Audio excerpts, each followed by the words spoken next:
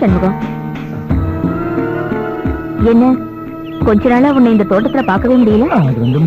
நம்ம மேனேஜர் ஐயா உன்னை வேலையை விட்டு அனுப்பிச்சிட்டாருல, உனக்கு அந்த வேலை திரும்ப வேணுமா? வேணுங்க.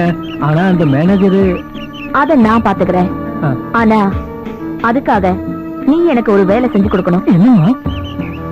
இத பாரு, இந்த விஷயம் எனக்கு உனக்கு மட்டும்தான் தெரியணும், வெளியில சொல்லக்கூடாது. என்னம்மா இது? இந்த சண்முகம் மேல உங்க நம்பிக்கை இல்லையா? என் உயிரை போனாலும் சொல்ல மாட்டோமா? அந்த மேனேஜரோட பொண்டாட்டி அவனை விட்டு இங்க இருந்து ஓடணும். எத்தனை மணிக்கு சொல்லுங்க? அவங்கள எப்படியாவது நீ பிரிக்கணும்னு சொல்ற. எதுக்குமா இதெல்லாம்? டேய், அதெல்லாம் உனக்கு தெரிய வேண்டாம். உன்னால முடியுமா முடியாதா?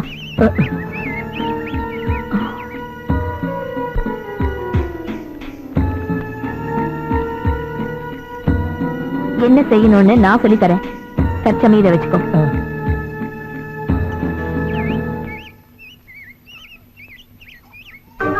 என்ன மேனேஜரையும் பொண்டாட்டியும் பிரிக்கிறதுனால கோரியமாவுக்கு என்ன லாபம்? டேய், ஊரு ரெண்டு பட்டா கூத்தாடி தானே கொண்டாட்டம். அதுவும் சரிதான்.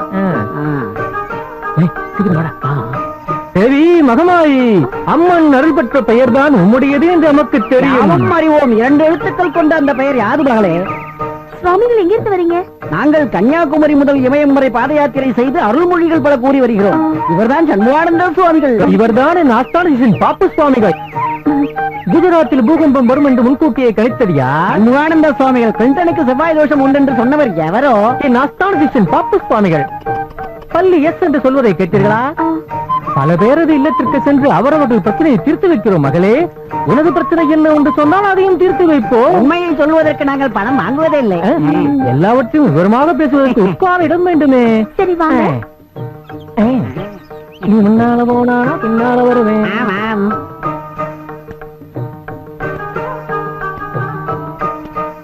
பைரவா, கஷ்டங்கள் தெரியுது மகளே.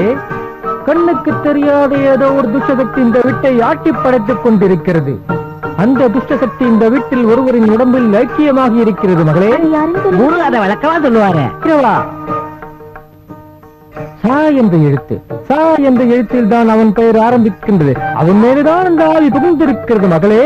அவன் தான் உன் புருஷன். தீராத ஆசையுடன் செத்து போன ஒரு ஆண்மகனின் ஆத்மா இங்கே ஆவியாக அடைந்து கொண்டிருக்கிறது மகளே. பாக்குறவங்க உடம்புல புகுந்த ஆவி நிறைய பொண்ணுங்களை கொண்டுகிட்டே இருக்குங்க. பல வருடங்களுக்கு முன்னால் நான் அவனை அடக்கினேன். ஆனால் மகளே, என் கட்டை அவிழ்த்து விட்டு அவன் எங்கோ ஓடிவிட்டான். பயப்படாதே, அவன் இப்பொழுது உன் புருஷனின் உடம்பில் தான் குடியிருக்கிறான். பைரவா, அதிகமான ஆத்திரம், விசித்திரமான செய்கைகள், முன்கோபம், இவையெல்லாம் அவன் வரவை காட்டுபவை மகளே. புருஷனை விட்டு விலகுவதுதான் உனக்கு நல்லது. நீங்கள் சேர்ந்திருப்பதை பற்றி நினைக்கவே கூடாது மகளே. என்ன மிஸ்டர், கொஞ்சம் கூட பொறுப்பே இல்ல. 3 டன் காபி லோடு வர வேண்டி இருந்தது. அது வராததுனால எங்களுக்கு எத்தனை லட்சம் நஷ்டங்கிறது உங்களுக்கு தெரியுமா?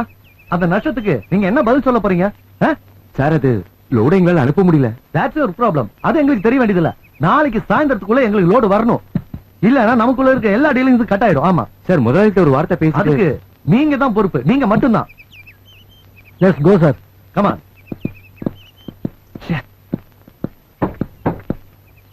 என்ன சார், என்ன பிரச்சனை? போய் வேலையை பார்த்து வந்துட்டா.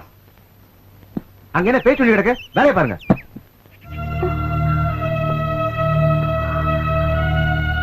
மானம் எவனுக்குமே பொறுப்பு இல்ல.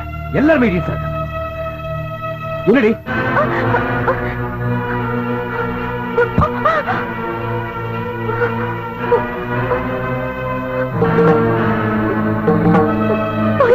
என்ன தேவி, என்ன சொல்ற?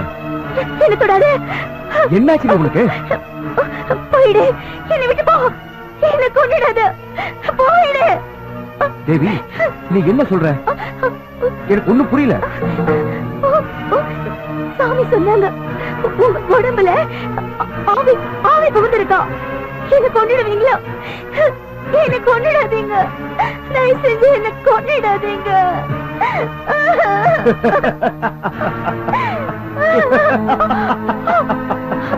பாத்தீங்களா, சிரிக்கிறீங்க. ஆவி வந்தா இப்படிதான் இருப்பீங்கன்னு சாமி சொன்னாரு. எந்த சாமிங்க உங்ககிட்ட இதெல்லாம் சொல்லி ஏமாத்திருக்காங்க? சண்முகானந்த சாமிகளும் பாப்ப சுவாமிகளும். அவங்க பாக்க எப்படி இருப்பாங்க? தாடியும் முடியும் நிறைய வளர்த்து ஒரு ஆள் குள்ளமா இருந்தாரு. அவங்க இமயமலையில இருந்து வந்தவங்களா? இமயமலையில இருந்தா? அடியே, இந்த எஸ்டேட்ல இருந்து சண்முகம் பாப்பான் 2 ஃப்ராடுங்களை நான் டிஸ்மிஸ் பண்ணேன். அவங்க தான் உன்னை ஏமாத்தி இருக்கணும். என்ன பழி வாங்கறதுக்காக சந்தர்ப்பத்தை பார்த்து காத்துட்டு இருந்தாங்க.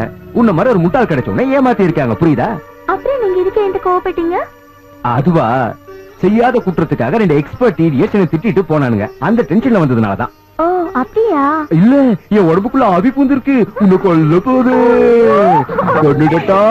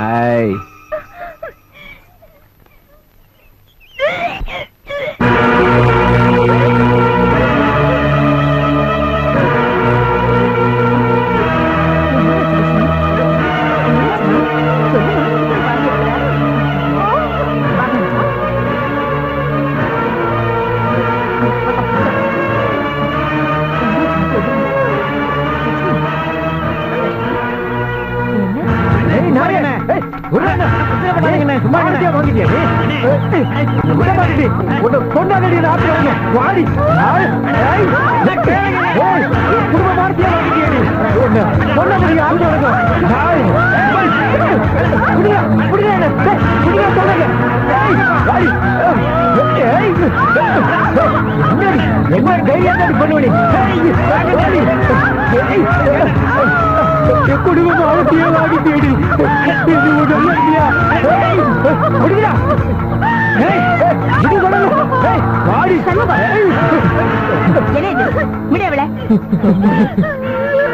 பாத்தீங்களாமா, யாரோ கொடுத்த குழந்தைய இவன் வயிற்றுல வாங்கிக்கிட்டு வந்திருக்கிறாமா. இந்த அவமானத்தை பொறுத்துக்கிட்டு எதுக்குமா உயிர் வாழணும்? கொள்ளுங்க, அப்புறம் நானும் செத்து போயிடுறேம்மா.